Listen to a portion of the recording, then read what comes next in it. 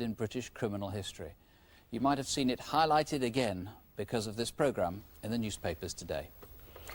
Yes, well, tonight a father and his lone surviving daughter help us appeal about the attack 8 weeks ago in which someone bludgeoned his wife and his other child to death, along with the family dog.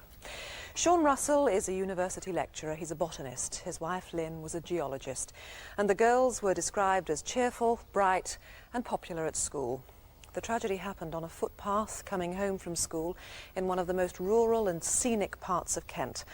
Lynn and her 6-year-old daughter Megan died. Josie, who's 9, survived, though with serious head injuries.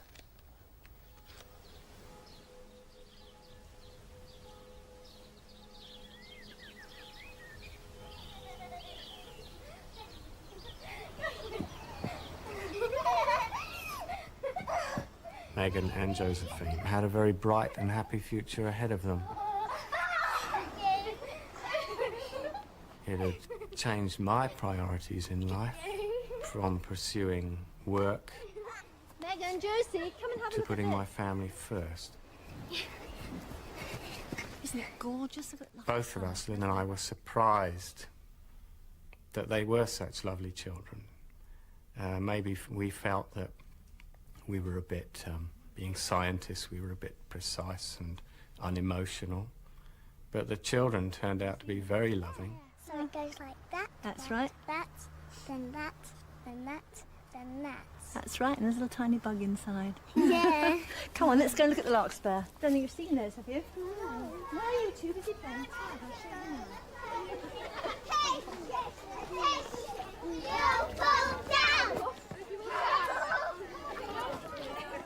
My wife was, well, I've had so many wonderful letters from people around the world saying how much they admired her, how strong a character she was, how principled.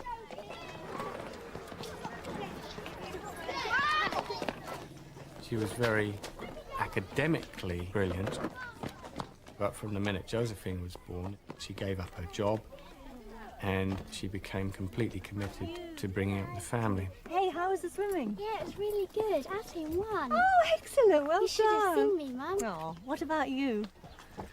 Oh dear. Never mind, better luck next time. That Tuesday the 9th of July, Lynn picked up her children from the village school at Goodnesston.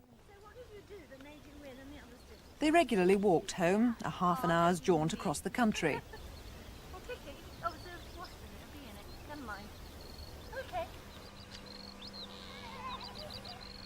About 20 minutes later, 4:20, a driver suffering from hay fever remembers a woman, 2 girls and a dog joining the Aylsham to Staple Road.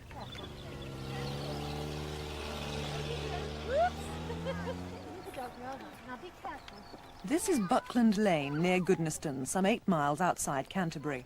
The date again, Tuesday the 9th of July. Were you around here at that time? Do you remember seeing the Russells or anyone else?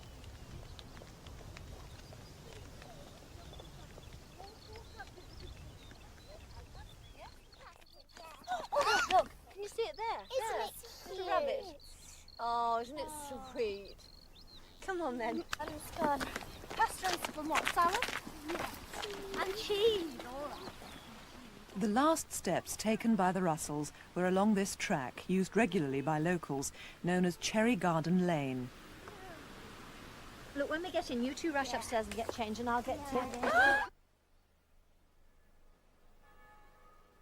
Flowers still mark the spot where the family was attacked.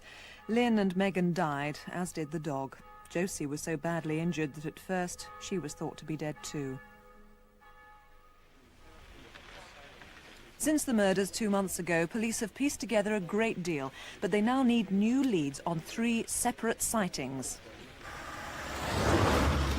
The first is back along the Aylsham to Staple Road. A woman came across a beige car pulling away from a junction that led to the murder scene. It was going really slowly. Come on. So slow that I had to brake and change down gears. And then I was right behind him. What are you looking at? I noticed that he was looking at me from his wing mirror. Yours. He looked so agitated and really angry. And even when I turned to go around the corner, I noticed that he was still looking at me to check if I was going to follow him. About half a mile away, there's a local landmark outside Chillenden village. At about the same time, a woman was driving out of the village on Cave Lane and approaching the windmill when she saw a man standing by the road. She then saw him cross the road. His path may have taken him from the murder scene in these woods. He was heading roughly towards the Rolling Court area, about half a mile away. That's where a farm worker saw a car. That's when I noticed a man standing at the end of his car, looking around, acting suspicious. He was up and down the bank, looking across the fields, all around him. Like the one seen earlier, the car was beige. He started to jog down the road towards my direction, so I looked away because I didn't want to see him staring at me. Right? When I looked back up, he was running back towards his car. It's just the way the man was acting, really, like, suspicious. I knew he'd been up to something, either hiding something. Just didn't know at the time. I took the dog round for a walk, about a quarter of an hour, 20 minutes after. Walking up, and I was looking where he was parked, where he was standing. And then the dog pulled in towards the edge, and I noticed a bag being stuffed in the bushes. The bag contained blood-stained strips of towel, and the blood was from the Russells. In every sense, the family has been destroyed.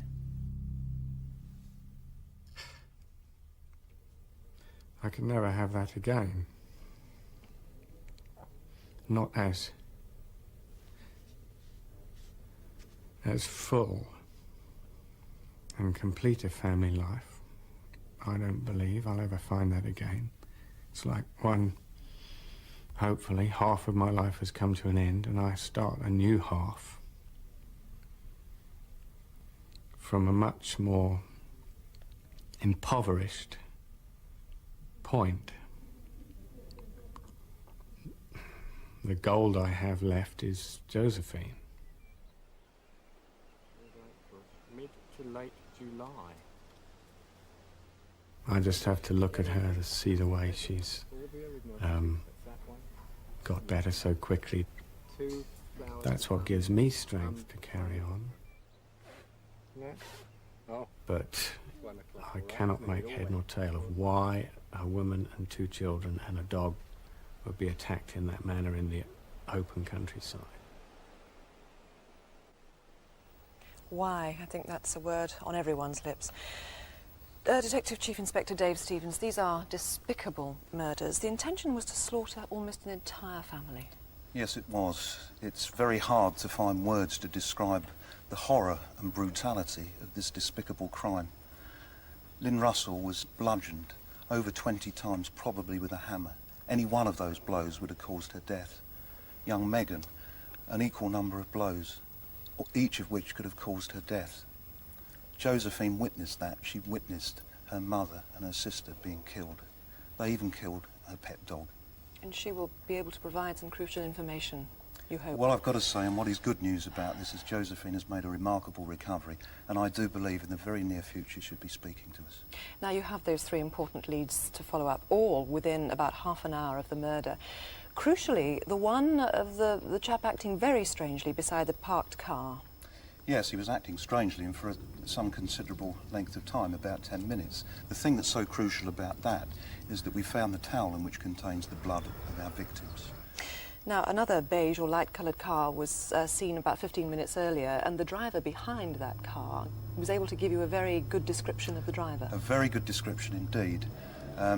He was described as in his 20s or 30s, fair complexion, ruddy. Perhaps the most noticeable feature about him was his hair. It was light in colour, perhaps even ginger, with a noticeable fringe, and he was wearing a red T-shirt. Do you think the car was the same in both situations? I think there's every chance it was. It wasn't very far away, and it was described very similarly. So what did the car look like, actually? The car was light in colour, medium-sized, perhaps an escort-type vehicle. I think one of the most prevalent features about it was an anti-static strip, which is basically a piece of rubber that comes down from the back bumper onto the road to avoid travel sickness. Think it might have had a GB sticker, probably quite old, maybe a B-registered car. Headrests with oblong holes. Now, the other sighting near Chillenden Village, a different description of a man, but possibly involved as well. It was a different description. This could be a vital witness. It also could suggest maybe there were two offenders. Now, I know you've made appeals over the weeks for several witnesses to come forward, more information, but at the end of the day today, you want to make a very personal appeal, don't you? I do indeed. I would appeal to anybody who may be a family member, maybe a close friend of the person responsible for this. When this happened, I think blood would have appeared on clothing. I think maybe the offender could be injured. But I think psychologically, this person must be damaged in some way. And my appeal tonight is anybody who's got the slightest idea at all, please, please come forward. Pick the phone up tonight and call us. Dave, thank you very much. Well, we all here can only echo that. Please call if you can help, if you have any information. 0500 600 600. It's a free call number here, live to the studio. 0500 600 600, or the incident room in Kent, which has been set up especially for Crimewatch calls. That's 01622 654 321. That's easy to remember. Maidstone 654 321. Which astonished and sickened the whole nation. On a sunlit afternoon, Lynn Russell, her daughters Josie and Megan, and their dog Lucy were waylaid as they walked home from school and then slaughtered. Somehow Josie survived, and as you may well have seen on the news today and in the newspapers, Kent Police have asked us to make another full-scale national appeal. It includes parts of what we showed you last year, but it's now enriched with new witness information. Above all, there's what Josie herself has been able to contribute. Oh, right. In those early days, I wasn't sure at all that she would survive. So the fact that you now see a bouncy little happy girl is, well, miraculous, really, was the only word I could think of to describe it. Right from stage one, I thought, if I've got to care for a brain-damaged child who is totally incapable, doesn't worry me, that's what I will do. Now, I'm coping with a child who gives me the real runaround. I mean, I'm very happy that she is showing the normal ups and downs of any child of her age. Show us how high you can go. No, I can just go up there. Yeah? Right, I'll look after your sweets and I promise not to eat them. Okay, I'll go up and down. Okay? Yeah. It's this. Here. People have talked about her having an engaging mix of girlishness and sort of tomboy-like traits, but I think that's quite a nice mixture in a child, especially of her age. 3, 3.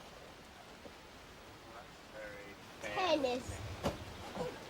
Very fair. It's very difficult sometimes to remember that this child has had this massive head injury. And there have been times when I've been utterly amazed at her recall and how she's been able to show us what's happened, and even more amazed, absolutely staggered and really taken aback that she's actually been able to put it into words now. She's never really deviated from what she's been showing us. Now, of course, she's actually able to talk and verbalise about what did happen to her. And that's made it even more chilling, really. So how many lengths did you have to swim? 100 metres. Really? My goodness me, that's a long way. So this then is what can now be pieced together. Tuesday, July the 9th, coming home from school in Goodnestone between Canterbury and Deal. Josie remembers the journey. With both parents being scientists, it was always something of a nature trail. So when's your next swimming class? Oh, that's lovely. Next week. Next week. Okay. A woman driving on their route remembers that day too. She stopped because of hay fever and saw a woman, 2 children and a dog join Buckland Lane, the Aylsham to Staple Road.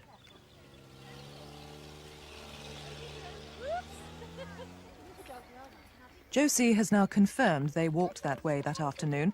It should be 30 minutes walk from school to home with just this short stretch of road, and then back across the tracks between the fields. Look at you, you're so scruffy. Just before they turned off, a local teacher saw them. I always travel home from my work in the afternoons along a lane that runs from the back of Goodnestone to Chillenden. As I passed the end of Cherry Garden Lane, I looked down. I saw a figure in green or brown clothes. It was unusual seeing anyone there, and what I especially remember are these bright skipping figures trotting along in the sunlight. You look lovely. And scruffy too.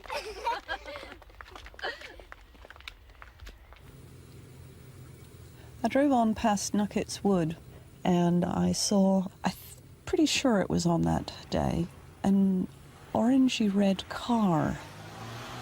She was surprised to find the car was empty. It's a strange place to want to park. Don't know. No sign of your woodpecker today, is there? No. And now the startling evidence from Josie.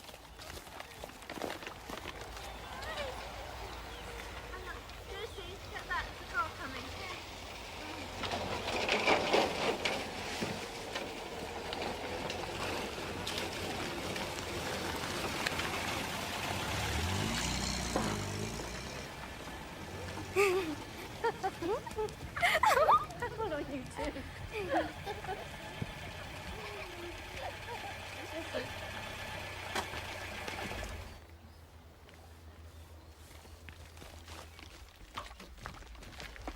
Got any money? No, I haven't got anything with me. I want some money. Well, look, I'll go home and get you some. No. Josie. Josie, go, run.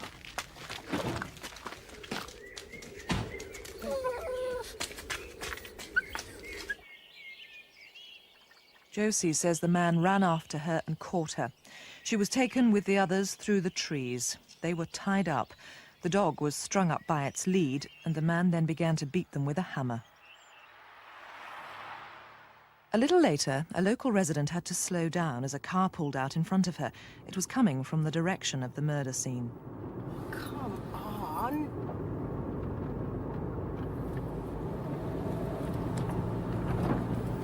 Looking at. He was staring hard at her, and she vividly recalls his face. This is the e-fit she compiled last year, and police today revealed that Josie has been shown this and says it's very like the man who ambushed and attacked her. He's in his 30s with chubby cheeks. His hair was gingery blonde and straight with a short fringe. Hours later, when the massacre had been discovered, it seemed everyone was dead. But a doctor found Josie still had a pulse. You're used to seeing your child as a bright, fairly perfect individual. And when you see someone battered black and blue, covered in blood and stitches and, so they're virtually unrecognizable.